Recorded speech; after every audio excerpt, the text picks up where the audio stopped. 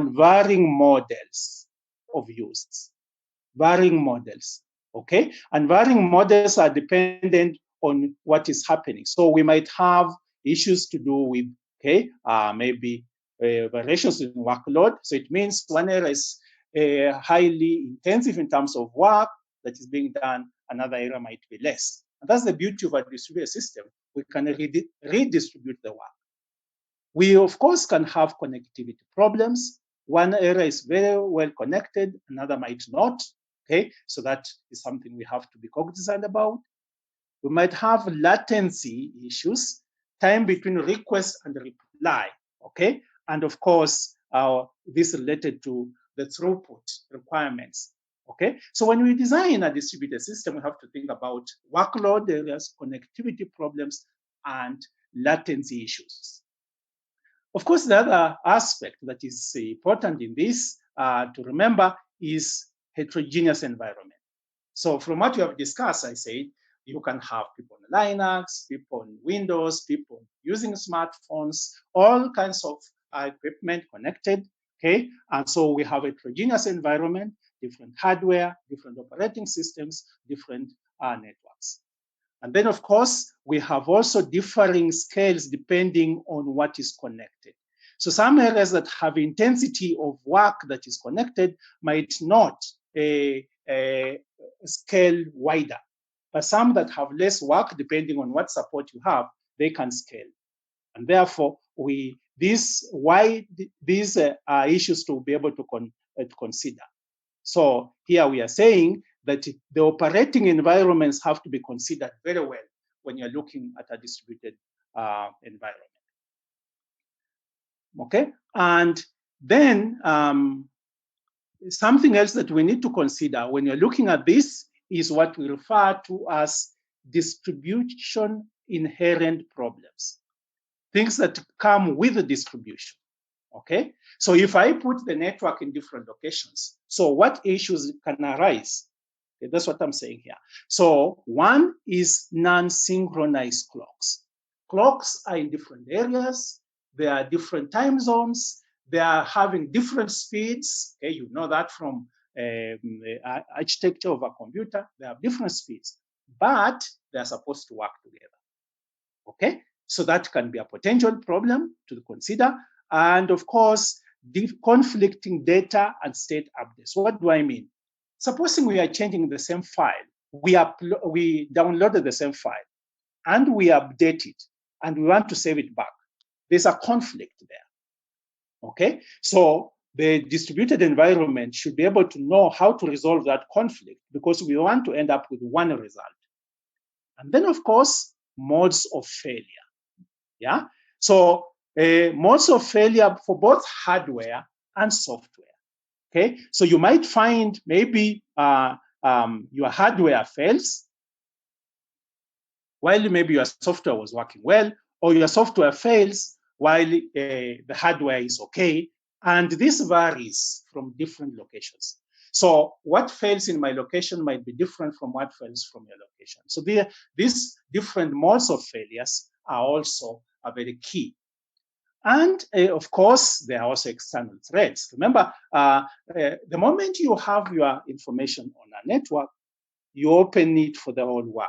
Okay, anyone can easily be able to access. So we risk the integrity of our data. We risk secrecy in some of the things that we do because of potential access, and of course, we are liable to denial of service. Okay, so the network, the aspect of the distributed environment opens all these problems to anyone. So the design should put this in consideration. Now, what we have discussed there, okay, brings us to something that is very common, which you are familiar with. And maybe I will not spend a lot of time, but it's very, very important for us to have a reminder about this so that we know that distributed environment runs on top of what is very basic, and that is communication. And so the first thing is a protocol. So of course, those are set of rules that allow you to regulate the exchange messages. Okay, so you can be able to regulate, you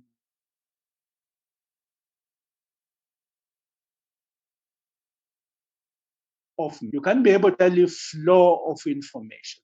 Okay, so you know TCP does that, but if I was using UDP, okay, UDP will not be able to do that because UDP is best effort. So therefore, distributed networks, a distributed environment runs on top of this and uses protocols. And for us to be connected, we have two ways we can be connected. I can either have communication oriented or connectionless service. Now, communication oriented, just to remind you, like for example, a phone. So you need an explicit setup or connection channel before you communicate. So that's why when you make a phone call, you have a few seconds or whatever to be connected, and now it's an explicit setup. So we expect that now anyone talking on that, we are communicating, we have delivery of information from one to another, using that reliable channel and in a sequence. So we could do that as a virtual circuit, okay, which logically sets it up, okay, automatically, or we can have circuit switching physical. So we say these messages will go through this, and this, and this using this particular channel. So that is a physical or logical, but it's correction oriented. Remember, so it's reliably in an orderly sequence. Okay. So in the process of in the process of communicating, we can also go for what we refer to as connectionless. And connectionless simply means that we're using what we refer to as best effort, like postal service. When you send your letter by post, you don't care whether that vehicle will use, let me assume it's going to Western, it will go through Nakuru, or it will go through maybe Narok and go down there, whichever. So it's best effort. So messages are delivered by best effort basis, and the timing and the route may be different, and they can arrive in arbitrary order. Here I'm saying, supposing you are sending different packets and each one is on a different vehicle, okay? So the way we do networks, they can go in different and arrive in arbitrary order. So if the complete message is having all the packets, then they will have to be combined, okay? So that means there's a datagram, logical, and packet switching for physical in terms of data communications. So the same concepts like from data communication apply here. And for that to happen, of course, we need the concept of layered protocols. So we have talked about communication protocol, which is the set of exchange. But then we need layers, because you cannot have message from the application layer direct to your application layer. No. So it will have to handle through layers. And what is the point of layers? Basically, that we have what we refer to as encapsulation. So each layer performs a specific function, which is very specific, and that can be moved on. Okay, so like right now, we have the application layer, which goes all the way to the network, or to a network, internet protocol network, and then you can get to where you are. So layers might handle simple things like we are saying, maybe ones and zeros, okay, for it to be on the network. And of course, you are implementing maybe through HTTP, and so you don't have to be dealing with zeros. So layers become important. The layers perform those kind of functions. And so we have discussed connection-oriented and connectionless. So connection-oriented, some initial work is set up, okay, for you to connect. Connectionless, you don't have to do that. It will have to search for itself. Each of these has its pros and cons, okay? Connection-oriented might take some time, okay? and it is at that particular moment that you are dealing with that particular individual. So it has to one-to-one.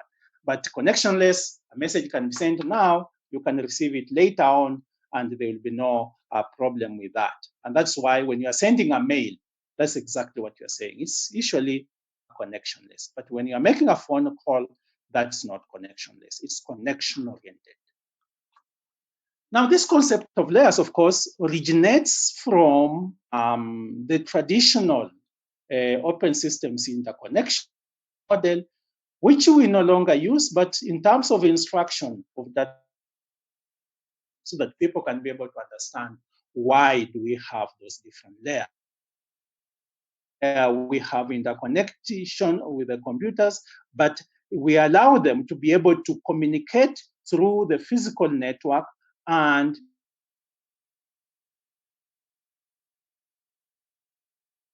is that your side is also on the interface. So that it will be a physical network to reach you. Now, for that to be able to happen, then it means that depending on the nodes that are transferring this, so routers, for example, we might have segmentation and reassembly. Segmentation depends on, supposing a packet is passing through storage that is smaller, we might have to break it down. Okay? And when you break it down, they are not combined until the final destination. And that's why we have segmentation here and reassembling of those packets. So it means that your communication might be segmented and, of course, reassembled later on.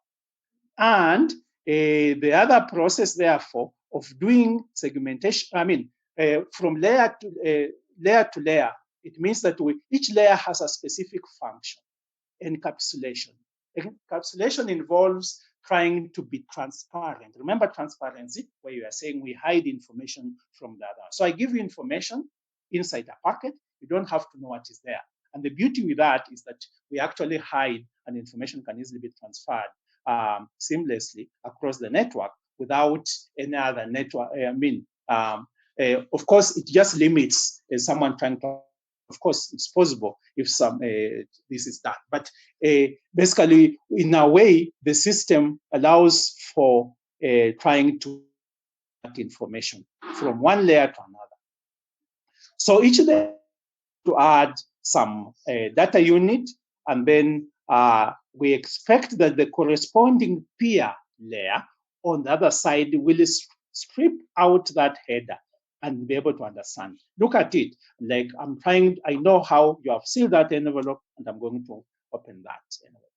So, of course, along the node, we have store and forward of those different messages, depending on the capacity of the different stores that are on the path. If it's smaller, it has to break. Otherwise, a packet will be dropped. So that is the essence of trying to have the intermediate nodes along the way.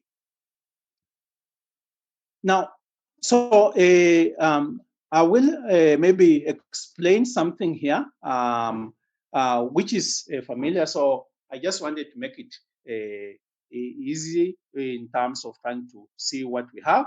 So supposing this is my side, okay? So I am on this side and you this side here.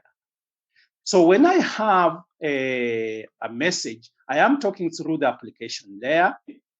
Now, we are using internet protocol. So this presentation and session and application layer these days, sorry, I needed to use something else. These ones here are now combined. Then we have the transport layer, we have a network layer, and these last two are combined. So we have internet protocol kind of structure. So what we are saying from this here is that my application that I have here, when it passes through the entire net, through the process downwards. So I have from here, passing all the way up to here. And then from here, it passes into the network. And then from here, you get it to that. And so from layer to layer, that's what we talked about encapsulation. Okay, so the process of the layers, therefore, we are saying here that the process of these different layers is to perform certain functions. Each layer, okay, sorry, I'm supposed to be using this. Each layer prepares the message and hands it off to the lower layer. That's down, and the reverse when I am on the other side. So this one here prepares the layer down, information downwards, and then this one will prepare the information upwards. So that is the way the information is sent across the network. And each peer layer, so application and application layer, for example, they are peers. So that means that it's only the application on this side, okay, this side, okay, the application on this side, which will understand the application part on this side. The rest of these ones below here, basically, they don't understand that message. That's what we mean by different layers being peers to one another. We have currently, of course, we have simplified that. You can see what I was explaining earlier on was basically this one here. Okay, so we are saying application or presentation session, whatever. But of course, now we use TCP/IP, which you can see we have application there. Okay, of the application transport, which basically uses TCP and UDP. And then, of course, we have the internet. That's why we have internet protocol. And then, of course, we have host network. So which one is basically down here? So in this case, therefore, our transport here, okay, is handled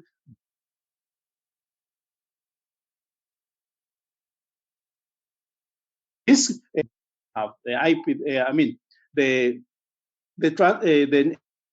provides the interconnection there for the network, and then of course the host to network is basically connecting the particular host to that particular network, which will vary from one to another.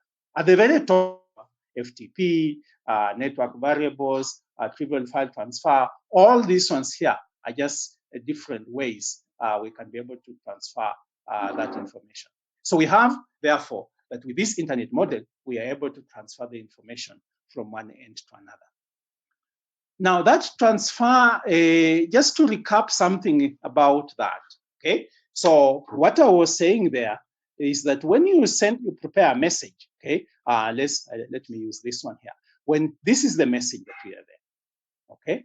Now, when it's sent to the application layer will add a header. You can see, I'm simply saying it's going to add a header there. Then the next layer, so forth. So it keeps on adding. So this is what is called encapsulation, okay? And each of these subsequent layers,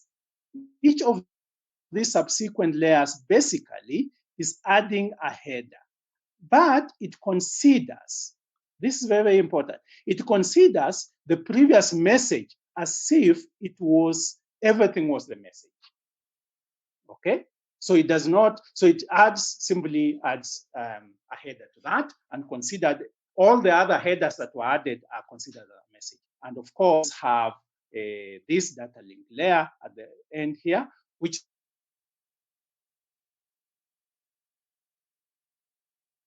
of course we already have down here, cyclic redundancy check, which some of the things we did in the computer organization, so that the messages that are passed from one node to another, from one router to another, can be corrected. So we have a header which contains information about source and destination, and of course, it also has information about synchronization. What do I mean by synchronization here? When the message is being encoded, we need to encode including time. And so the header contains that to ensure that when it's being decoded on the other side, the clocking that is involved is used to be able to ensure we can correctly decode, okay? So that it starts at a particular point and ends at a particular point so that we can correctly decode the message. Okay, so this process here allows, so that means that the application hands to the presentation, which hands to the transport, all the way until it's from the physical point, and that message can be transferred across the network. And each of the different layers has a protocol which is understood only by the peer layer on the other side.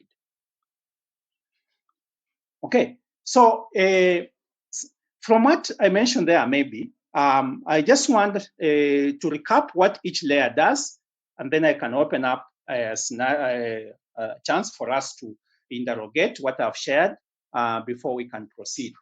So the first thing maybe I need to just quickly mention. So the physical layer will do the basic things, encoding.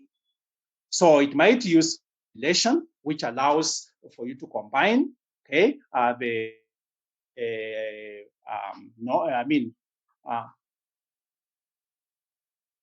binary values, okay, that you need, and then so that it can be used to be able to communicate from one end to another.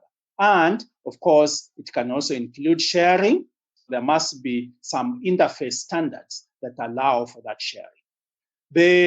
This again, the physical layer, reliable mapping of signal to bits. So if I'm speaking right now, my voice, so this has to be mapped reliably. So it has to convert that, and that is part. It can be either bit synchronization or character synchronization, depending on what you have, but it has to be mapped so that my voice can be converted to bits and sent across. So if it is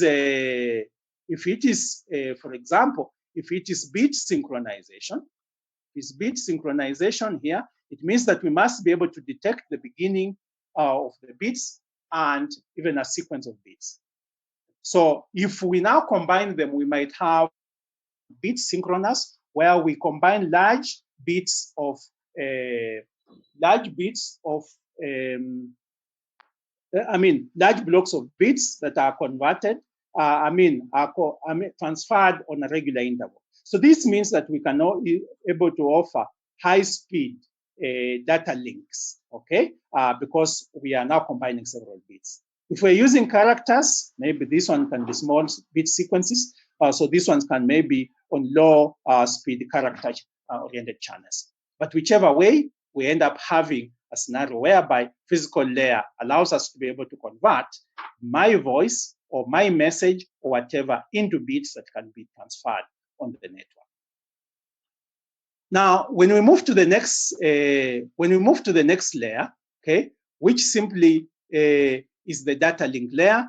The data link layer has a very important part, a part that is very useful in terms of this communication. Of course, reliable data transfer. So it might have to do a configuration setup, okay? Configuration setup, so establishment of that connection. It might have fully duplex and half duplex. Fully duplex means we can communicate at the same time in different directions without any problem. Half duplex means one sense and then so one after another. Synchronous means that we are basically doing that at regular intervals. Asynchronous means that we can do that in irregular intervals. So that means irregular in the sense if one takes a minute, another a few seconds, and whatever, that's irregular. So a network should be able to have all these possibilities. Full duplex, okay, synchronous and asynchronous kind of connection. Then, of course, when you're having that message there, then we must think about error controls. On a network, there are several things that are happening.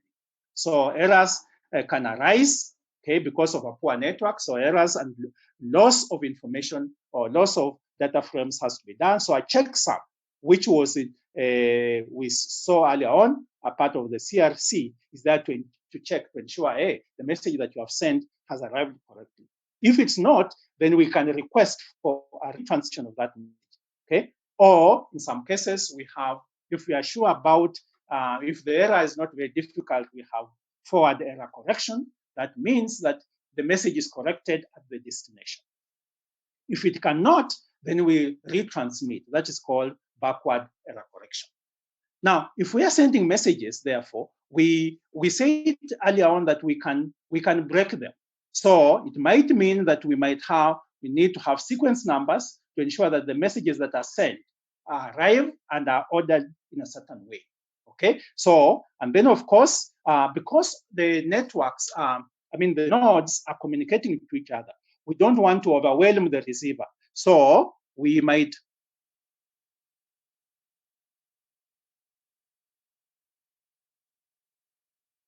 we have what we call, okay, look at frame a set of packets, a packet size depending on the node. So if it cannot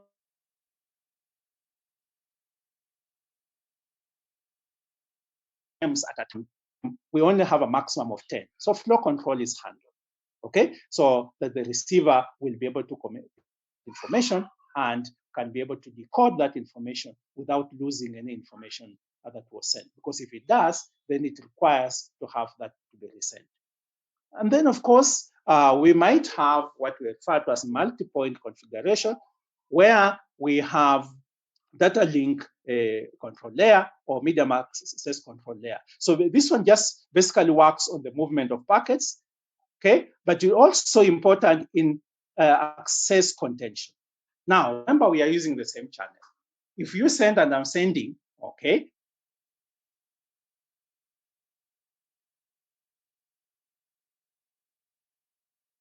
there's a medium access control layer handles that, so that which one started is given an opportunity and the other one, so that we don't have loss of that information and it can be communicated across the channel. So the point that we can look at there, basically simple thing that happens here. So we have A sends a message, B gets that, and C maybe, for example, a bad checksum. So before A receives maybe a response, maybe it has sent the next packet, okay? But B was requesting that I did not get A0 correctly. So it comes back here, asks that. But A has already sent that, but that message arrives correctly. So you can see that one there.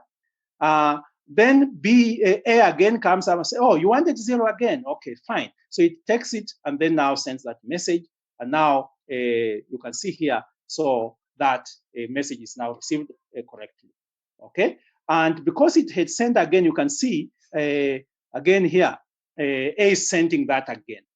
So this is a protocol, and what is that the two of them are communicating to ensure I send you A. Can you confirm you got A correctly? Okay, I send you 2. Can you? I send you 3, and so forth. So they keep on doing that until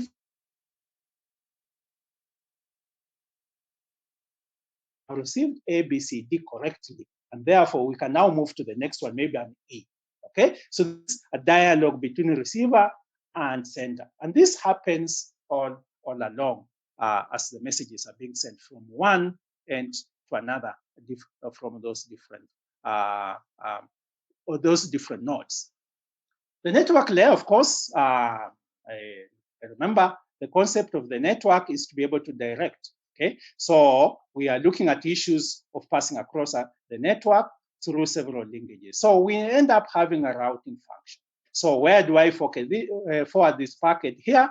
Okay, so of course I have a destination address, and this can be done different ways. We can be able to do that maybe through static non-adaptive, so the data sets that.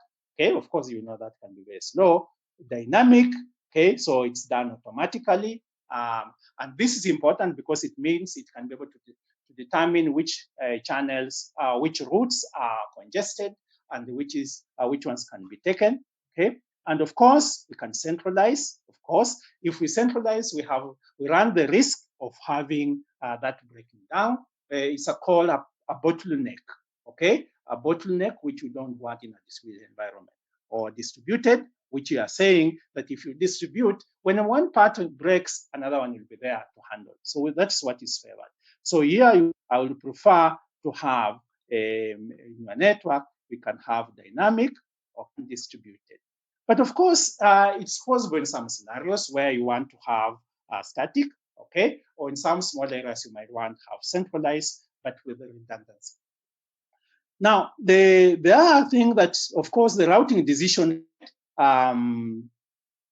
or when you want to send the message, so that can be connection oriented, or it can be sent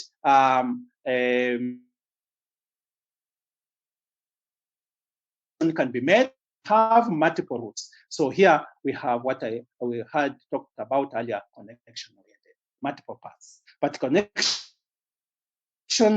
oriented is where now I'm saying all paths. Now, when part of the network layer, of course, we'll do is error checking, sequencing, and flow control. These are things we talked about. And of course, it can also handle congestion control on some favorable routes. For example, just like the way drivers, vehicle drivers behave, when you know one route has a problem, all of you can decide to use another route, and of course, immediately you can also get congested. That's why dynamic routing becomes very important. So dynamic checking and seeing which one is the best route to be able to send packets. Transport layer, at the very top, not at the very top. The essence is to pass information from one end to another. So here we are saying we are interested in reliable end-to-end communication between peers. Okay, and then of course it will handle network faults and problems. Okay, and basically you are shielded from communication issues. As a user, you don't want to know some of those problems that are there on the network. So, and that's what we are talking about in terms of saying that the distributed environment should be such that it can allow some of these problems to be solved. Messages can be broken down, and then we have to reassemble at the end. We can multiplex so that we optimally use it.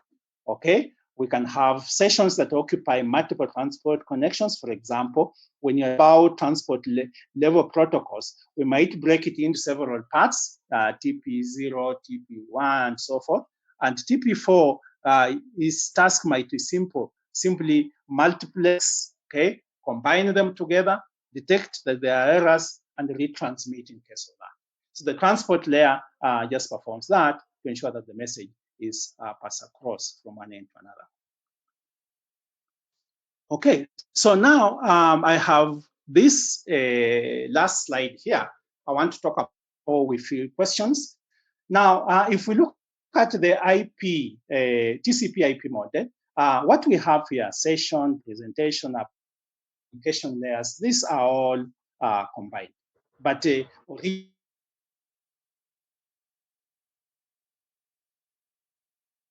before, okay, establish the sessions.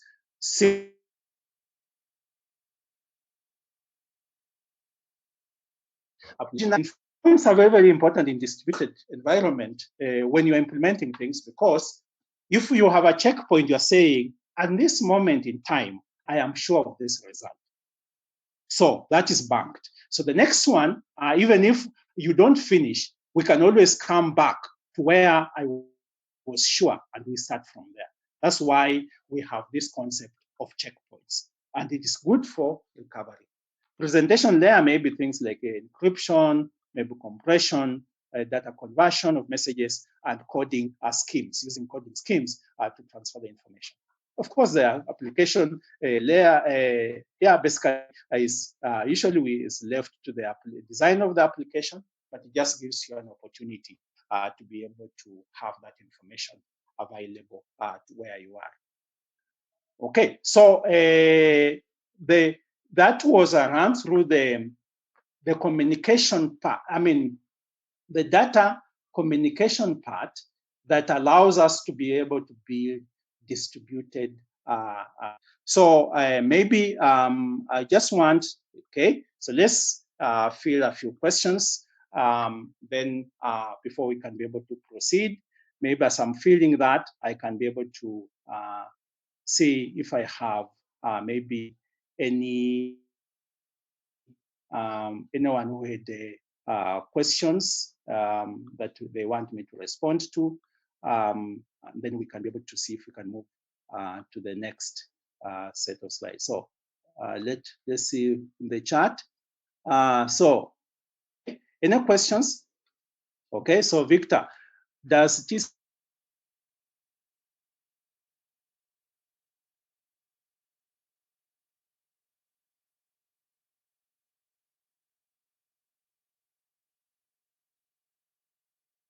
Okay, okay. So if I just to yeah, okay.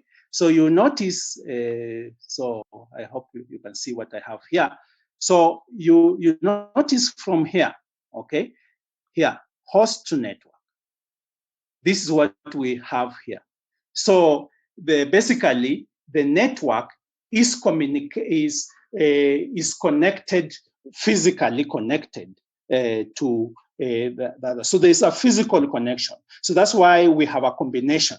Okay. So on the network, of course, we have the physical connection, the local area network, whatever. So I think so it combines. Okay.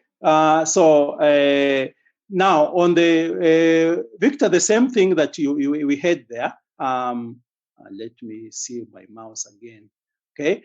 So you can see what we have there. Data link layer and physical on the TCP/IPs, like both of them are combined. So I have something to correct, but it's connected on the network, so it's done at the same time. Then we have Kevin, point on centralized and distributed again, okay, and the routing functions. So, okay, so when we look at, okay, let me go to that slide. Let me see if I can, okay, so that is, okay. Where's my chart? Let me remove that. So you can see, let me, okay. Now on this part here, yeah, so we have this part distributed and centralized. When we say something is centralized, we are saying that the coordination is done at one location. Okay? So let's assume that you have information in a room. Okay? Everything is inside there, so it's centralized. And that's why I say it's a bottleneck. If you have a problem for that particular room, for example, I'm using a very rudimentary example, yeah, it means that it disables everything. Now distributed, you take let's assume on a network. Centralized, I will say, is all done on one router. Everything is done at one router location, and the management, everything, the organization of how packets are done is only one location. That's centralized. So if I attack that, then you have a problem. Now, distributed, it means that I have some functions done in one router, another function at another router, another function at another router. So they might be similar things, but they are distributed. If you disable one router, another one will still be able to function. And that's what we mentioned, the beauty of our environment. When one node goes down, we have another node that can easily take over the functions. Okay, and it does that. That is so. Distributed system comes with the redundancy. Okay, it comes with that concept where there's redundancy, and therefore it can be able to take over some of the functions that are there that were being handled. Okay, can we have switching on layer 3? That is okay. Let me see. Let me go back to what we have here. I don't know if the question you are saying here, layer 3 here, okay? Now, the network, okay, the network is responsible to be able to decide which direction this message is going, okay? So that's what the function of, yeah. So if what we were talking about here when we layer. So basically, yeah, responsible to pass from one.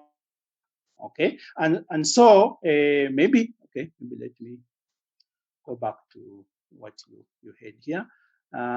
Some of the problems that could result. So now the beauty. This is I get what. the point that is very, very important about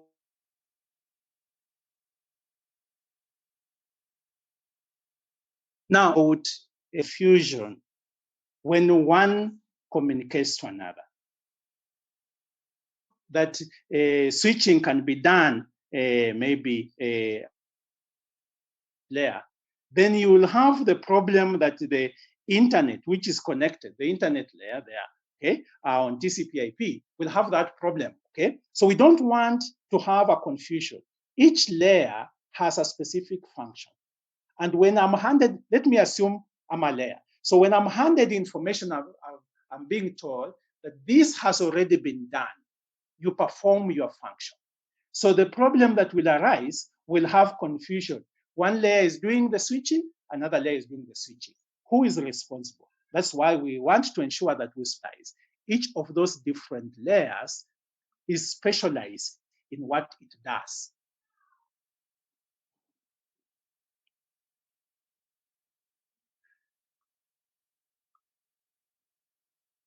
Okay, so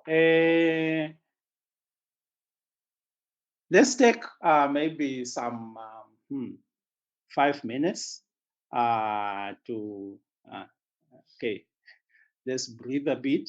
And then before we pick up something, maybe someone can think of a question that you want me to pick up on. And then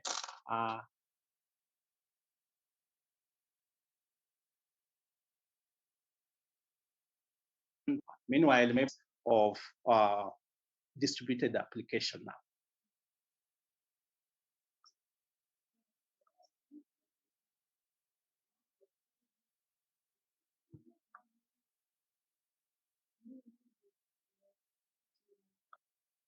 Is how do we handle the communication among the different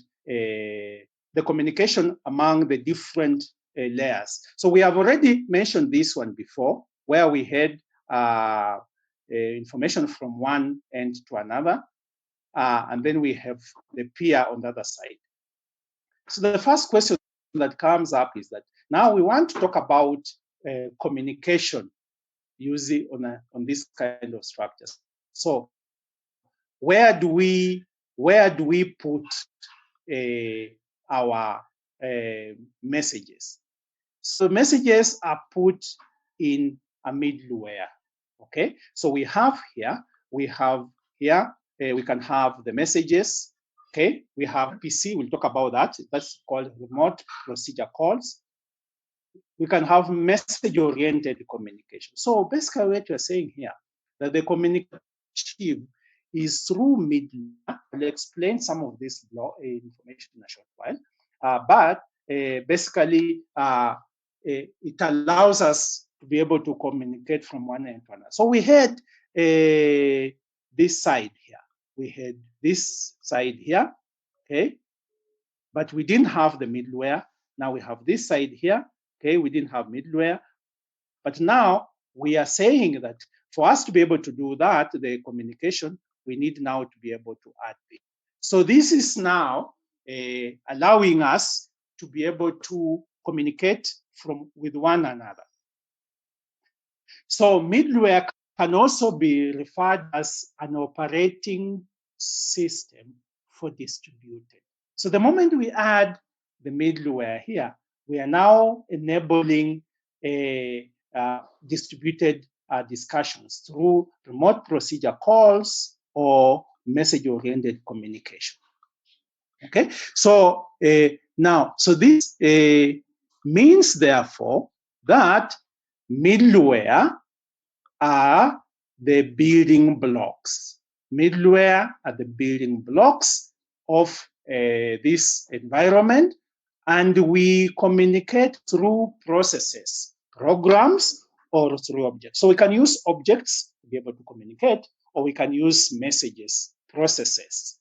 Now, I'm using processes here, but look at it in terms of just maybe a set of a message that is being transferred.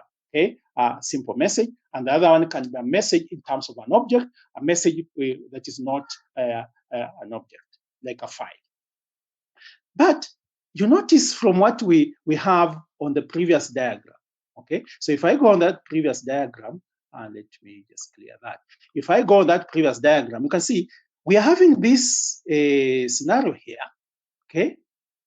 But it's supposed to apply for the entire distributed environment. How can that happen?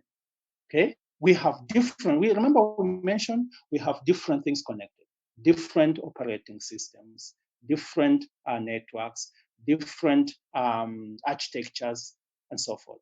So we need to be able to look at it from a higher point.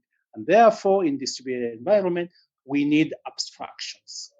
We need to make sure that they are abstract in the sense that we can now generalize. Remember, abstraction is about generalization. So we now can be able to plug in several different things. So we can have maybe remote method invocation. We'll talk about that.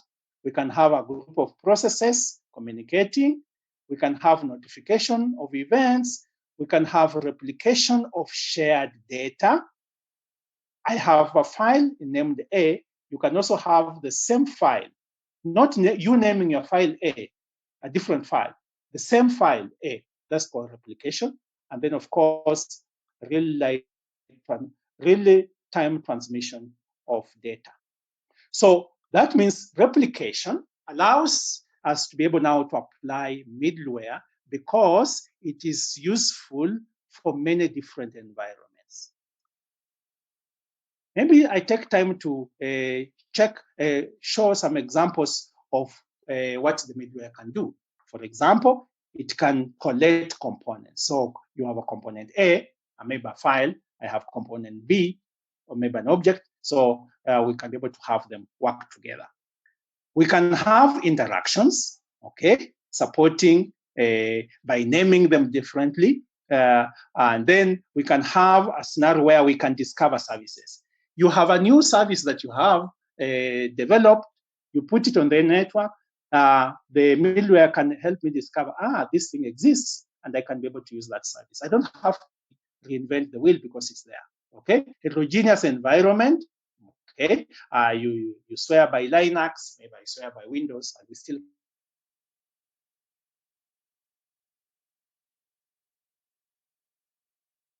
can be able to.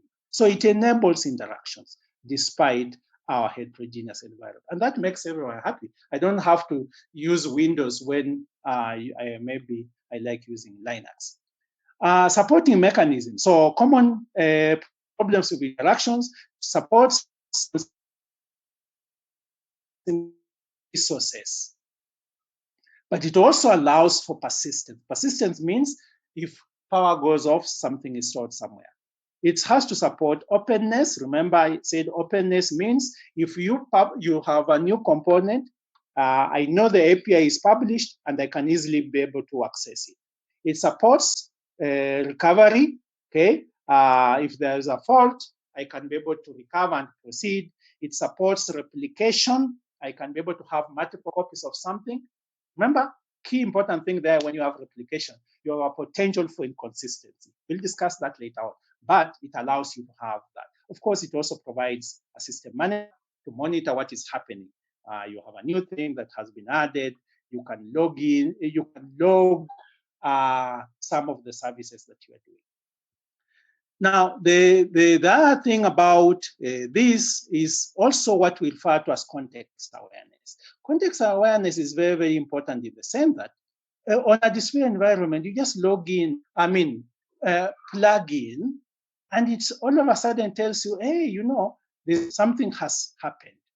This new state is somewhere, okay? Or maybe the room temperature has changed. Or maybe we have a new game that is available just by plugging in, okay? And of course, virtualization of environment resources. So I want something that is there, it's available virtually, and I can be able to see it. So context awareness gives us an opportunity to discover. By just connecting, I can be able to discover what has been added on the distributed environment. So some of the things that are there, of course, examples, maybe you have been wondering, some of them are here. So we have automated banking systems. roaming, cellular phones roaming, air traffic control, okay, point-to-point cell terminals, global positioning systems, okay, database management systems. We have Java, okay, as some examples. I'm just picking some from my head so that you know some of the things that you are already familiar with that you can remember. Those are examples of applications that are there in terms of that run on top of top of the middleware. Of course, something just as a reminder, an ingredient for distributed environment, multiple computers, let me use multiple devices. We must be interconnected and we have shared states, okay? So those are key important building blocks of a distributed environment. Now, which brings us to a very important thing. Now, design. Now, from about here, it means that we have to be very careful about how we design. So we need to ensure, for example, that we have concurrent access to processes on distributed resources. You access, I can access. So those resources might be shared and they can be replicated. Okay, so that is in the part of that we are doing that, and we know that we also are working in an environment that can be reliable and contains untrusted components. Network might be a problem. I might not trust the person or the people or the network devices connected somewhere else. So we know how we have those problems. So when we are designing the display environment, therefore, it's important for us to model and identify objects clearly, coordinate interaction, okay? I'll jump this one, go to the next one, manage shared and replicated objects, protect objects, and including system security and support transparency. Now, jumped this other one here. I jumped this one here because it's now our subject. Okay, now, so we want now to focus on how they communicate. We have talked about the network, we've talked about components, but then how do they actually communicate? So that is now our next thing that we want to look at. How do the different components communicate on a display environment? Which brings us to this concept here, inter-process communication. So the different devices communicate through processes. So you have a process that we communicate to each other through a particular process. So this means that we have transparency in communication. Remember, transparency means that we are hiding things, okay? So if I'm communicating through it, I know I'm communicating to you, but how it's done is not, I'm not can be able to tell you exactly how it's being done, in the sense that the system will decide which one is going to do. So we can do that through message passing. And message passing, as we have discussed, low level and physical. So from my application layer all the way to the physical. So it's low level. So the message has to come from the application through the network physically to get to the other side. And then we have the next one is the concept of, if we are communicating, how do we identify who is sending a message and who is receiving the message? Client-server model. And so system interactions are through messages, and we do what we call request and reply. So you make a request, and I have a reply to that, or vice versa. Okay? And this concept here of client-server model, people might confuse, but there's a very important thing. It's not about a node. It's not about your device being a client or my device being a server. Okay? It's about request and reply. If you make a request and I reply, I was the server, you are the client. If you request and reply, you become the server and I'm the client. So the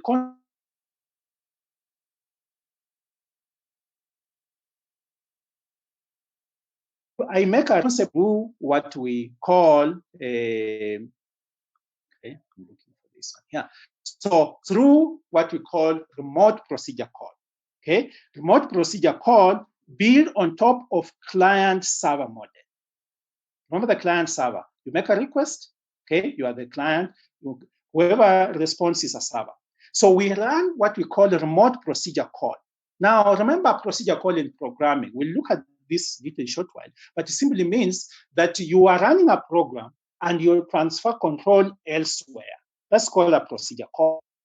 The same way I can have a class and I call another class. I have transferred control. So the term remote means that I am trying to control, okay? I'm trying to control something that is remote. So I have a procedure call that is remote, is implemented remotely. Okay, so now with that in mind, therefore, we can say that remote procedure call, therefore, allows you to have, it can be a point to point. We can also have groups, like, for example, multicast. So, like, for example, multicast, I have specific people I want to talk to, so I'll deal with those ones. And broadcast, of course, everyone will hear that. So, remotely run a procedure. Okay, and so now with that cleared, we can simply now see how it works. So the client server model, we organize our work in terms of processes. Okay, so we have a general consensus of the client server model. We have clients and we have servers. And remember, clients we are not saying they are very specific. It depends on who is making a request. And then a server implements a specific request or service, maybe a database service, and a client makes a request, okay? Sending request and waiting for that particular reply. Or for example, or we might have a time server and we all want to know what is the correct time and we make a request to that. Now the client model, the server, we assume that the resource is always available, okay? And it's always running. Okay, so for example, these are examples. Maybe we have a printer, something, a scanner, a file, database, whatever. So it's always available to be able to provide service. In fact, it started at boot time. Okay, whenever you start, it starts and is waiting passively for you to be able to request that service.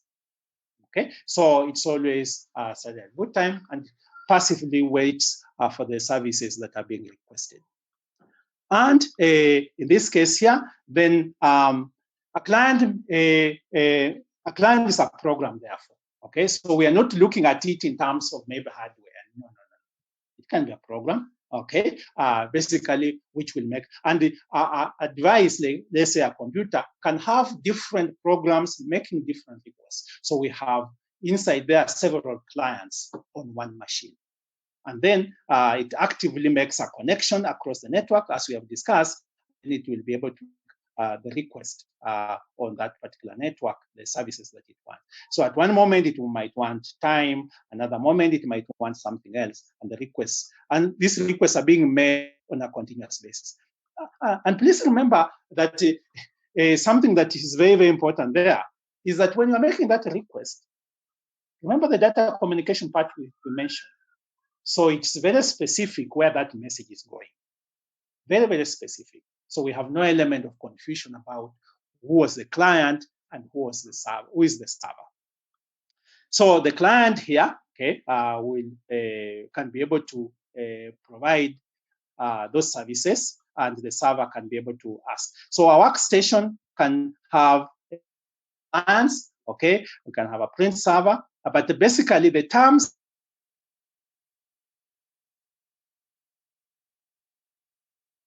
maybe several clients, or we are looking at them as individual programs. So one machine can have several clients and servers there. In general, we cannot simply say that's a client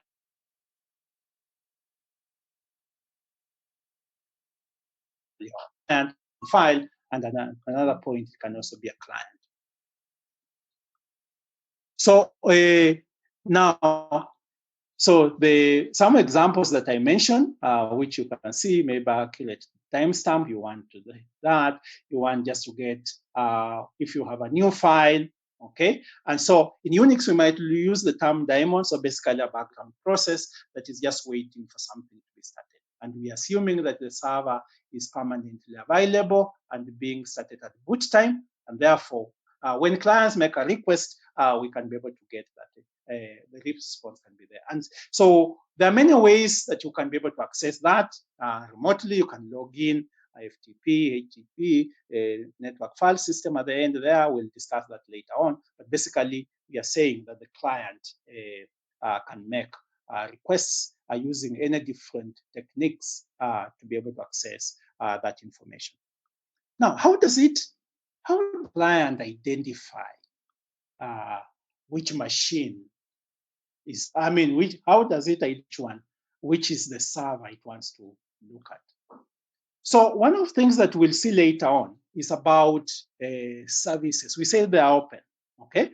So we have three ways this can be done. Let me use this one, I think it's a better way. So we have the first one there, machine process, local addressing, okay? So where we hardwire, so you see the first, this one is a better way. You see here, so we can hardwire. Okay, basically, I make a request to 234 and reply to 1.19. So, and you can see the inflexibility of this program here. So, this particular case here, we have, let me clear that. So, we have this client here making a request to this server, but it knows I am making a request to this particular server, and the reply will come back to this particular server. So it's very specific. That has a limitation. So the other option is what we call process addressing with broadcasting. So here we are saying, I have here, okay, let me start with the server. The server says, oh, I have these services, okay? Let me start on this side. The client says, I need this particular service. And it broadcasts. And then the server says, oh, that's the service you want. I'm available. I can give you that particular service. Okay. And then now I know the server. So the client will now say, take me to this particular server. And the server will reply, oh, this is your. Of course, you know from data communication, broadcasting wastes bandwidth.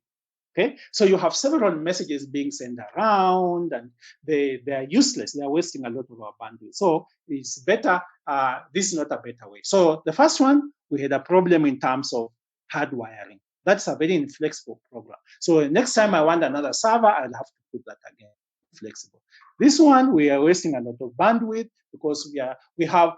Remember, when you broadcast, supposing we have other servers who don't have that same service, they will ignore. Okay, so we are wasting bandwidth. So let's think about another alternative. So the third alternative here, we have a name server. And a name server here says it has a list of all servers that provide certain services. Okay, so what we want is that when servers create, and we'll discuss this later on, when I create a new service, I put it in the name server. You create a new service, you put in the name server. And so when our client here, okay, when client C here wants a service, he talks to the name server. Hey, by the way, I want this particular service. And he says, oh, that one, okay, fine. It tells you, it gives you two. Now, look, this is the name server reply. So you say, okay, this service is provided by, this server here. And now, this one here, please give me this service. The server responds with the reply. Now, this is good in the sense that what we are simply saying, you don't have to have server as advertising globally, wasting bandwidth. The only server, the name server registers, clients will make a request, and then we have that result coming back. So we now have a scenario whereby we start here, the server here will have a service, and then it's published. Remember, it's open. The name server here registers that are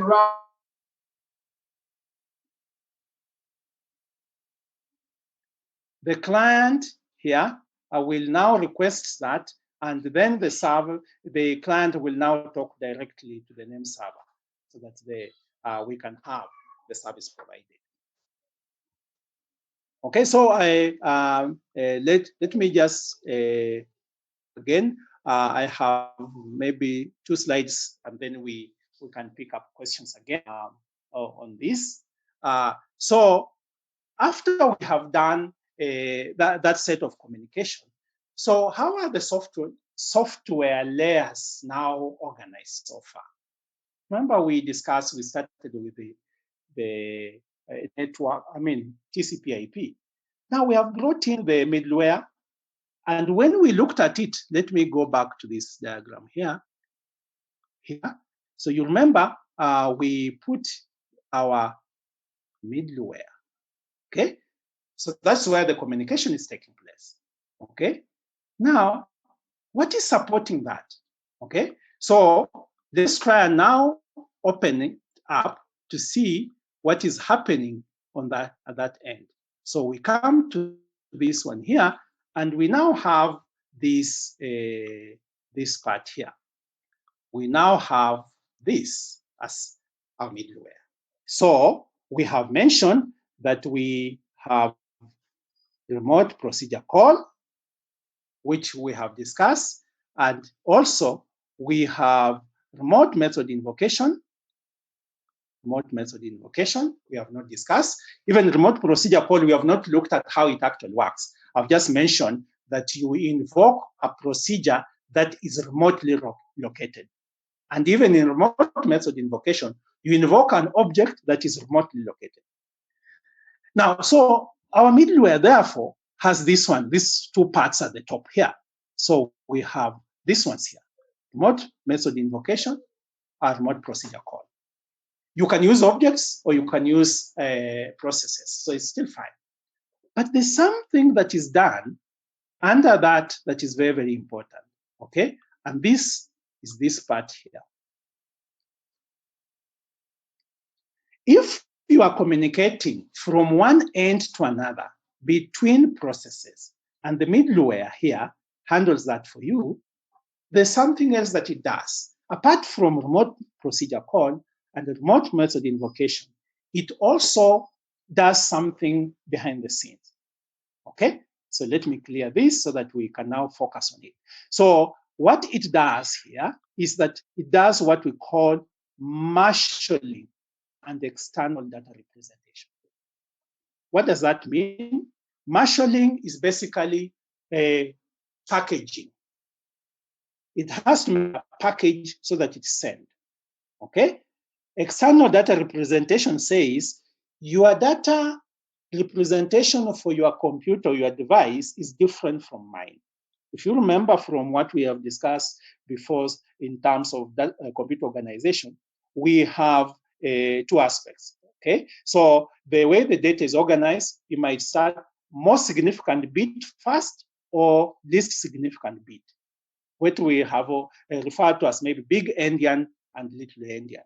So now, if your computer is big endian in terms of the way it organizes the data, and my computer is little endian, and we need to communicate, the middleware task is to be able to do what we have here, what we call external data representation. So it simply says, yours is little endian, mine is little endian. You only understand little endian. So I will convert the information I'm sending you in terms into little endian so that you understand what I'm saying. Now, when you send a message back to me, I use maybe big endian. So what is going to happen is, oh, you are speaking a different language, I'm speaking a different language. But before it reaches me, it will be converted. So the middleware, therefore, does that conversion for you. So it will convert from one data type, one data representation format to another data representation format. And so you see, finally, we can be able to communicate regardless of which computer you are using, regardless of which network structure you have, the way the information is structured, we can still be able to communicate. We call that external data representation. In fact, you will see some cases, in short, we call it XDR, external data representation. And of course, marshalling, remember what I said, is packaging. So I convert and package and send across. Of course, do I send? How do I send? We have TCP and UDP there to help you send those messages. So basically, therefore, we can see we have expanded our middleware to be able to say we have the remote procedure call and the remote method invocation, and we also have the concept of marshalling and external data representation running on top of the TCP, the transport and TCP down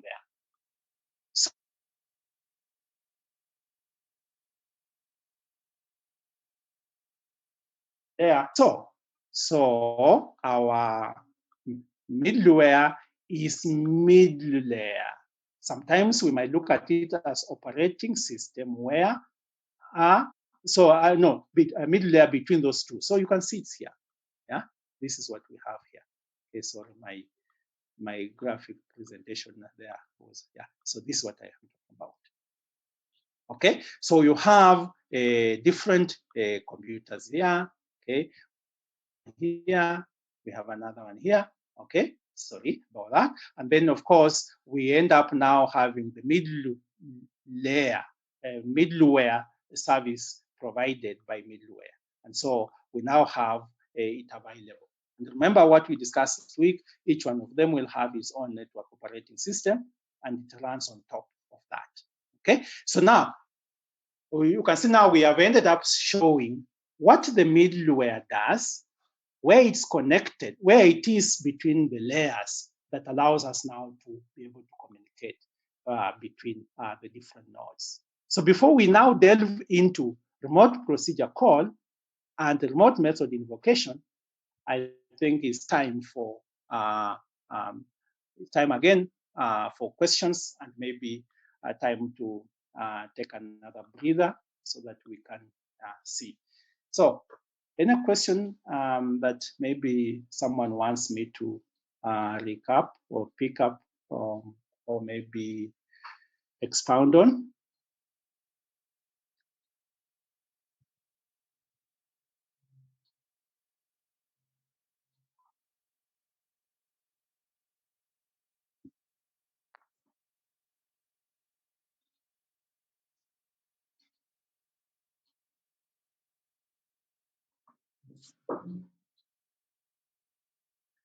Okay, okay. So that is Moses. So external data representation. External data representation, like I mentioned, basically means that your data structure, is different from mine. Now, so if our data structure, the way the data is organized is different from mine. For example, supposing my computer has information written, let me use an example from my left, 1, 2, 3, 4, 5 to my right. Okay, that is one format. That's the way your data is represented. Someone else has his computer starting with 9, 8, from my left again, 9, 8, 7, 6, 5, 4, 3, 2, 1. So those are two different data representations. So for us to be able to communicate, if mine was starting with 9 and yours was starting with 1, the computer, the middleware will ensure the data when it's reaching me has to start with 9. So that's called external data representation. Now, Victor, about endian. I think this is something that you can check, okay? Remember, the endian means that either we are talking about what we call most significant bit and least significant bit. For example, a number like 120, okay? 0 is the least significant bit, okay? 1 is the most significant bit because for us to get 1, it's 1 times 100. For us to get 2, we have 2 times 10. So 1 is the most significant bit. So one computer writes as 120, 120 from left to right, but another computer will write 021. Okay, so those are two different things. So one of them is big endian, and another one is little endian. Victor, I think you can search that. Okay, I don't want to simplify that any further, but you notice the difference. Now, Eric is format to translate to. Okay, so Eric, so when I remember in data communication, we have a destination address and we have a source address. Okay, middleware is running across all those. Okay, so when the message is being transported, when it's about to, when it arrives on this other side, that information will be converted. Okay, so it's not converted on the network. It's converted, remember, it's being done at the level of middleware. So it is going to be done at that level before it goes to the application. Think about it. For me to be able to do a computation, I am looking at it from an application point. So I don't care whether at the network level it was different. But when it reaches me at the application level, it has to be correct.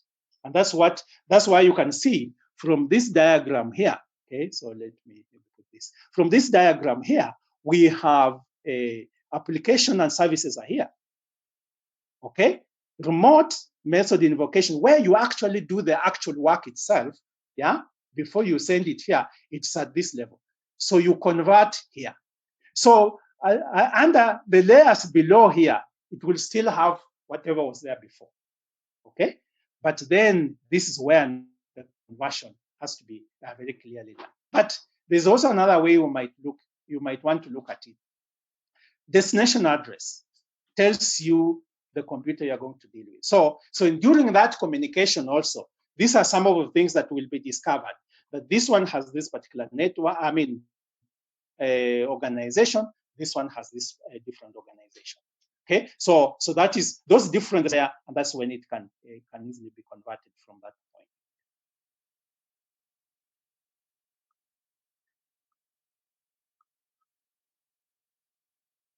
Okay. Any other question?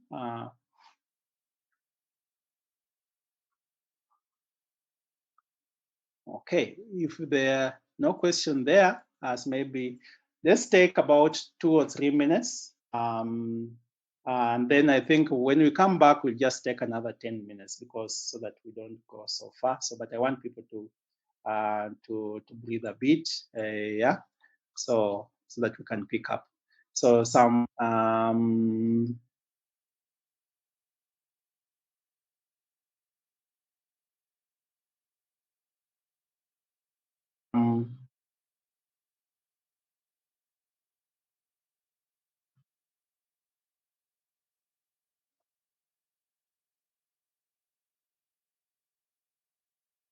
three to four.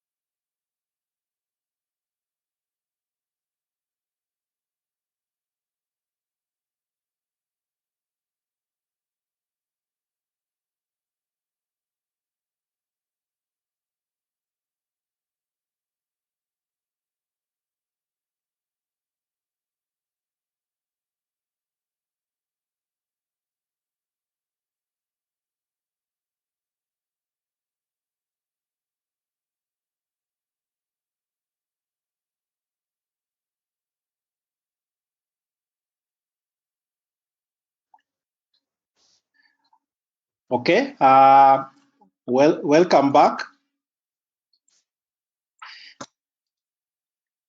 If the 3 minutes were too long, maybe we might use distributed systems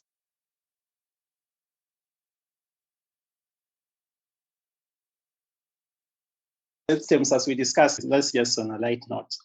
So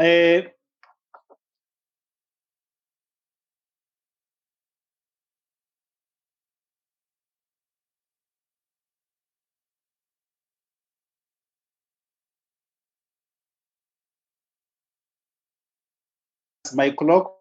So now this is what we want to focus on. Okay, you can see how we started with the network. We went all the way. We ended up with the middleware. We have looked at what it does. Let's now look at this one here. That is the remote procedure call and method invocation. So we'll start with one of them. The difference, please remember with this remote procedure call is the normal, maybe if you look at it like a structured, a structured program. We are just using a program. Remote method invocation are using objects.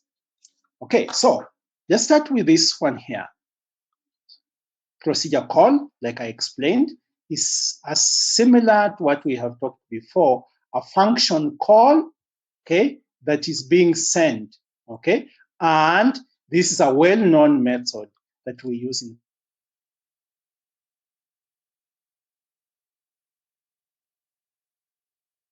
programming. So we can transfer from one to another. So you're saying I transfer from one location to a remote location.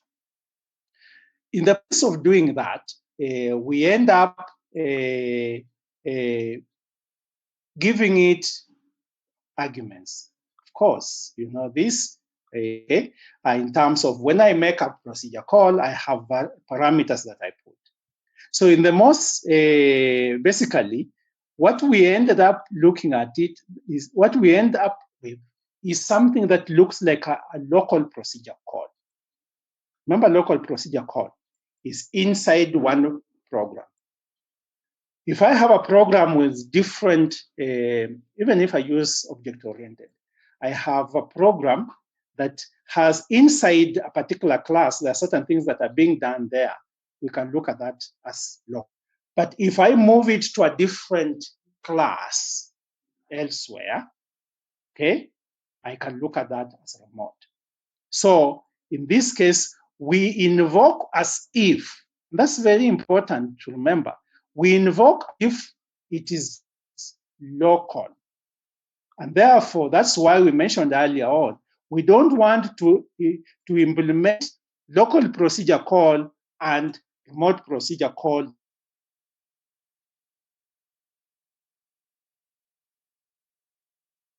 differently. Whether you are calling a local object or a local procedure. So here we end up saying that this procedure call, the intent here is to appear like a normal procedure call taking place. Okay? The term we are using here, make a request. So remember, we use the term request and reply. So what we are saying is that the client will make a request in terms of a procedure call. And then the remote client will be able to return the result of that particular call. And the local and remote, if you are invoking, they behave exactly the same. Just that one is remote and another one is local. The behavior is exactly the same. Okay? So the difference, the reason why it was done so that you don't want as a programmer to be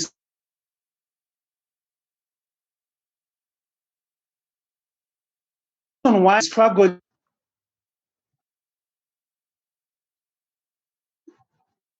Hey, who was that? Was that? Was it someone asking a question or?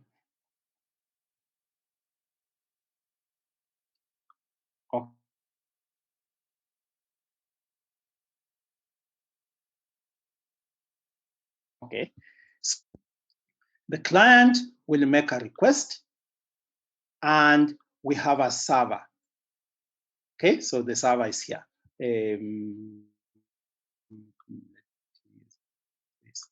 This is our server. And what is happening here, we have a request being sent to the server. So this scenario here means that when the client makes a request, of course, it comes from there. Okay, so let's start here. The client was doing certain things. It reaches a point of the program, it needs to make a request. It transfers control to something else. The server will perform a task, and then will return a reply, and the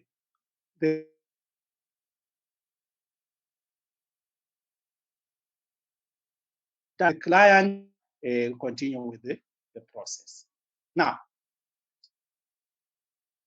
what I have done here is what we were transferring control. The control was on client. It was transferred to the server, and the server finishes and transfers the result back to the client. Now, notice there is this period of time, okay? There's this period of time here where the client here is waiting for the result. So in this case, therefore, we have a client which makes a request, but the client will have to wait for the result. Is this efficient? No, we'll have to find a solution for this because you don't want a client waiting. Maybe it can do other things, but this is where maybe it might have to wait, okay, depending on what is being done. Okay, so therefore, when this one comes here, so we have call procedure and then return the result. So the server, something that is important to remember, the servers have something, a program that will handle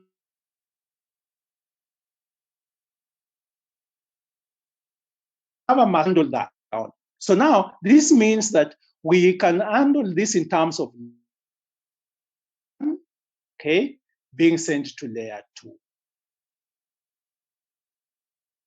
We have mentioned, a client makes a request, have a response. But what about a scenario whereby maybe the server can also become a client and make a request? Because if you ask me a question and I don't know, I might want to ask another person. That means that you asked me, you are the client, I'm the server. And then I become the client, I ask someone else. The result comes back to me and I bring it back to you. So that is the kind of relationship. So what we end up with is that we can be able to reorganize that and have different levels, okay? So maybe you start from a user interface, you make that request, okay? And that request, when it's sent, so implemented, the client, the one using that interface, and then maybe several other applications to format that request. Then that message can be sent to another level, we maybe application level, that might have a core functionality of the application. And then depending on what you have asked, it might be another type of maybe a distributed system located elsewhere. And another important thing is we need to be able to think about it in terms of maybe the data level. Why do we want to separate this? We'll discuss this briefly, but it's very, very important to think about data. Data in a distributed environment, we are concerned about this consistency. So we might want to have data at a different level of its own. Okay, so these 3 layers here, level 1, user interface level, processing level, and data level. Let me look at it iteratively, and I can use this example here, where we now have this. So we have our user interface that makes a request. So let me use this arrow. So we have that request. Like, for example, if you're searching anything online, so you make a request on the user interface, we might have something like, for example, something to format that query. And then now it goes maybe on data based maybe with web pages such as that. When it brings the result, it can be in terms of maybe ranking. We have a HTML generator that is that information back to the interface. So you notice the user interface was to collect the information you want, the question you are asking. We have the processing level can do several things. It can be, for example, it can be a query generator. It can be used as a HTML generator. So remember, it's processing. So processing can be in both directions. Now, when that is, why do we need to process? Because we need that the data pages requires that the request is in a certain format. Requires that it's in a certain format. And then when now it brings back the information, maybe the information, ranking is done and so forth. So that's why we're calling this processing level. Does that mean we can only have, in our earlier diagram, we looked at it as if we were having two layers, okay? So you remember here, on this diagram here, it's like we had two layers. So we had this one here for the client and this one for the server. But well, now what I have here is saying that, hey, okay, that's not where we can end. We can actually have a scenario where we have this one here, okay? We have another one and another one. So the processing level can have several things, several levels. Data level might have, but we'll explain that it's not advisable. Okay? So that means from this diagram that we can have several layers for distributed environment. You ask me a question, I ask someone else, they ask another person, and so forth, and then the result comes back. And so it gives us this concept here where we refer to as physically 2 or physically 3 tier, the server also becomes a client. So this diagram here has physically 3 tiers, okay? Sorry, let me remove that. And this diagram here has 2 tiers, client, server. This other one here has 3 tiers. The client here, okay, first one here, the client here makes a request to this one here, is a server. This one becomes a client, makes a request to this one here. Now this server responds this one, okay, which was a client, it becomes a server and responds formatting, taking back the information to the user interface. So it gives us an opportunity to say that in this case here, we can have several tiers. Okay, so the first one where we talked about, where we had the user interface, okay, and then we have a processing and data levels, okay, and in general, this one here is not considered as a really distributed system, because if we have processing and data levels combined, then it's not, we have not separated things, okay? So in this case, this is not a really distributed system. So we might want to see a better way of doing this, okay? So let's see this one here, whereby we are saying, yeah, so we can now be able to say that we can reorganize in different ways. So I can have partial interface, yeah. Okay, think about things maybe let's use the concept of maybe money transfer. You might have your interface on your phone, and part of the interface might be on the main server, okay? So being part of the interface, remember, you are a communication to that. So there, and the application is here, and the database is here. That's just one example. We might have a scenario where you have the whole interface and the application here and database somewhere. We might have a scenario where you have the user interface, part of the application, and part of the application. Remember, this side here is the server side. This side here is the client side. Okay, so we are saying that we are distributing these things here. And then the last one here, okay, maybe part of the database is here and part of the database is here. This one here Okay, database is full here, user interface and application on the client side. So that means that the way we distribution, okay, not let me use the term, the way we do the tiers, we can have them in terms of being spread out.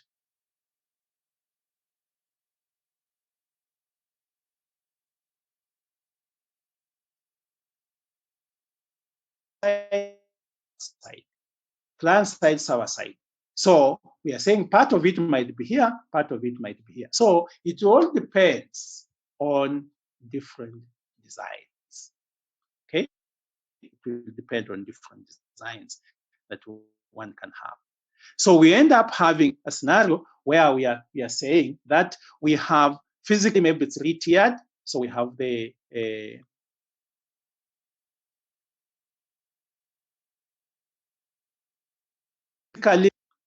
okay, and that can be put in terms of maybe a diagram here, okay, where we have it such that we end up here, okay, this one here. So we have this, okay, on one side, we have this one here, and we have this. Then the result coming back, we have that one there, and we have that one there. Okay, so in basically this kind of structure is called here. We call that vertical distribution. Why is it vertical? You can see we have a structure whereby it's vertically distributed.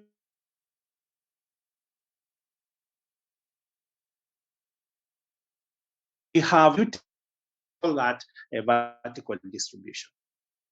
And I want to stop there.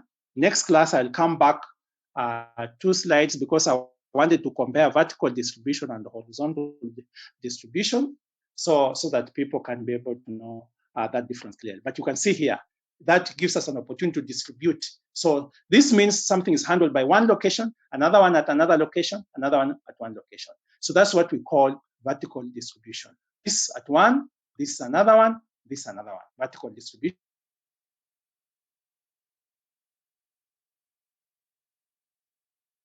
Division, work is comes back to the final destination.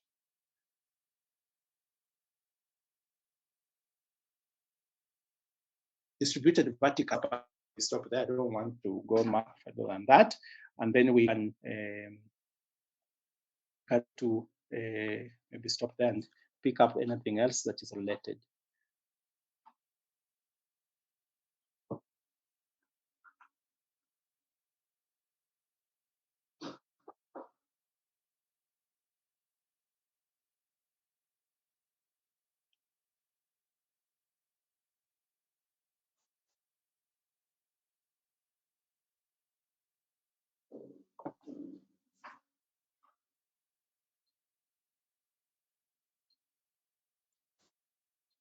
Okay.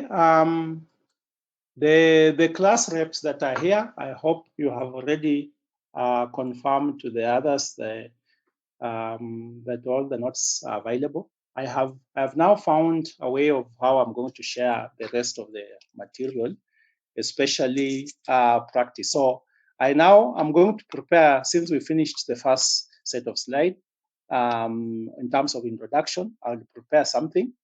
And like I said in our last class, to make sure that people take value in it, we can be able to, I can be able to organize it so that it has some credit, maybe 1, or even some of them might have 2 marks, 1 mark, but since there will be several, you can see how you are doing that. I think the recordings, Rebecca, these ones are available because when we start, basically the department is doing the recording. So I think this one, see, you can be able to access this one. So I don't think that's a big problem. Okay, any other question? So I'll see if I can have things by maybe tomorrow something might be available. So by next week, I think we should now be in full process of having some more actions on your part and actions on my part. Okay, so if there's no anything else there, I think I want to stop there. I'm sure you know how to end attendance with your class reps. So I'll pick that information maybe later on, but make sure you do that on your different groups. Okay, so thank you very much. And I want us to stop there. Please have a good evening, and we pick up from there next week.